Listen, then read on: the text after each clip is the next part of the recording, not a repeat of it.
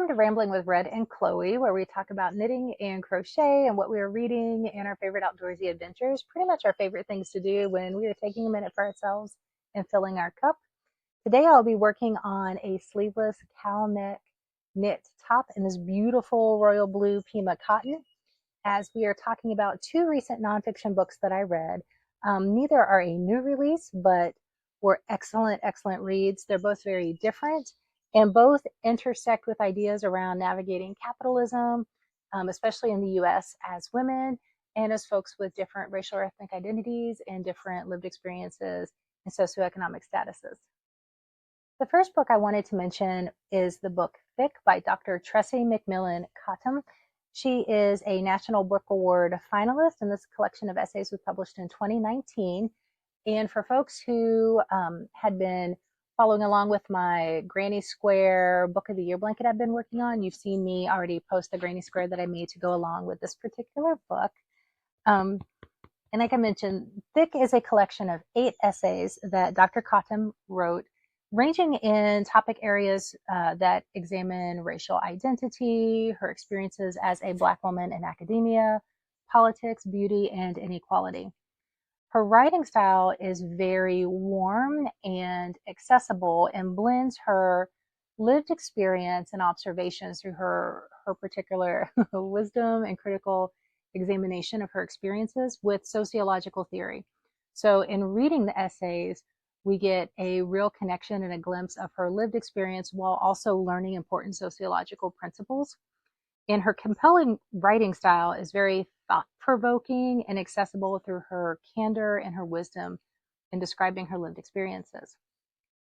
The reason I recommend this collection of essays for anybody looking for a good nonfiction read is the collection really, I feel like, challenges us to evaluate and consider our lived experience through capitalism and social structures that both limit and prescribe how to express ourselves within the social structure, social standing, and also does a deeper dive examination of how that kind of capitalist social structure that we exist in interact with the construct of whiteness in the US. And so in a very thought-provoking way can prompt kind of that 30,000 foot sociological kind of thought, but also encourages kind of critical examination of our own lived experience. Second, the essays kind of help us consider how to push against these prescriptions of how to exist in our kind of dominant capitalist monoculture right now. And especially as women, and how to take up space like physically and intellectually while telling the truth of our experiences and confronting the truth of our experiences. And I found her essays also critique the beauty standards and ideals within our current capitalist process in the US, and how elevating white beauty standards as the primary form of capital that's accessible to women has really shaped and prescribed our range of action and activity socially. And further defines beauty as not so much like what we look like or how that appeals to individual persons, but beauty defined as the preferences kind of socially that reproduce the existing social order. And then lastly, I think it's really important for us as readers to read and engage with works from writers and intellectuals and artists with different lived experiences than our own. This broadens our perspectives and deepens our empathy and helps us to develop critical insight, again, into our own lived experience, in our own, the way that we've navigated the world with various challenges and also privileges in an intersecting way. So a deeper understanding of not only our lived experiences with this privilege and challenges, but also the lived experiences of folks who have very different lives or experiences to our own. The second book I wanted to recommend is Rich Girl Nation by Katie Gatti Tassin, Taking Charge of Our Financial Futures. She was the host of the Money with Katie show and is also the current co-host of one of my favorite podcasts, Diabolical Lies. And this book was published in 2025, and like many wealth and finance guides, is geared towards the specific needs or specific goals of the reader, providing clear, actionable advice and guidance based on what those individual needs are. In this case, it's really geared towards the individual needs of women. It provides both concrete, kind of actionable suggestions, as well as very accessible education regarding academic principles that we don't get really very much in depth in school or other settings.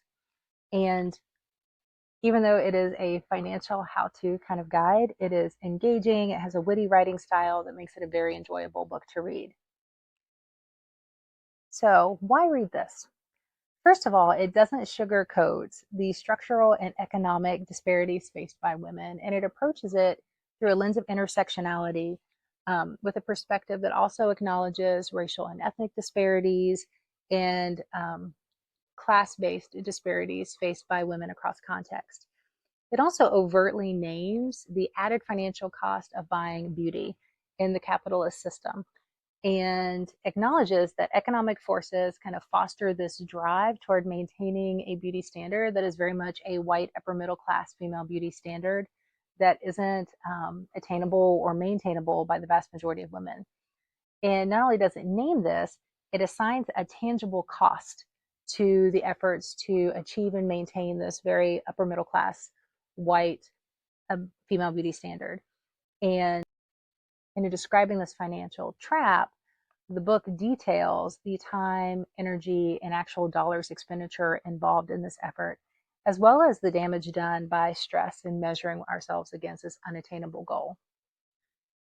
I appreciate that Katie Gatti Tassin goes a step further and argues in favor of sound financial decisions that women should make that move away from this ruse that this financial investment in exterior beauty is going to pay off. So there's an argument in favor of moving away from the hot girl tax, if you will, towards more financially and probably psychologically stable decisions to foster individual financial independence. And then lastly, the book names the importance of unpaid female labor within the larger capitalist infrastructure, especially in terms of caregiving, and how this unpaid female labor supports the larger system, while at the same time having very real, immediate, and long-term financial detriment to women who participate in this system. So not only is the information and the suggestion provided in Rich Girl Nation helpful and applicable, it really takes a critical lens towards the system and the structures that are in place, and supports women thinking critically about how and when and whether to engage in some aspects of that system, how to better divert or focus some of their financial resources in a way that supports their own financial freedom and independence. So thank you for joining us. Those were two quick nonfiction recommendations that we've read lately. Again, you've seen the Granny Square for Thick for my Book of the Year blanket. I've not yet shared the Granny Square for Rich Girl Nation, so stay tuned. That'll be something I share as a short. And as always, if you enjoyed hearing from me and Chloe today, please like, subscribe, share, comment. Let us know what you'd be interested in learning more about, or if you have recommendations for either a fiction or a nonfiction read that you've enjoyed recently, please drop it in the comments.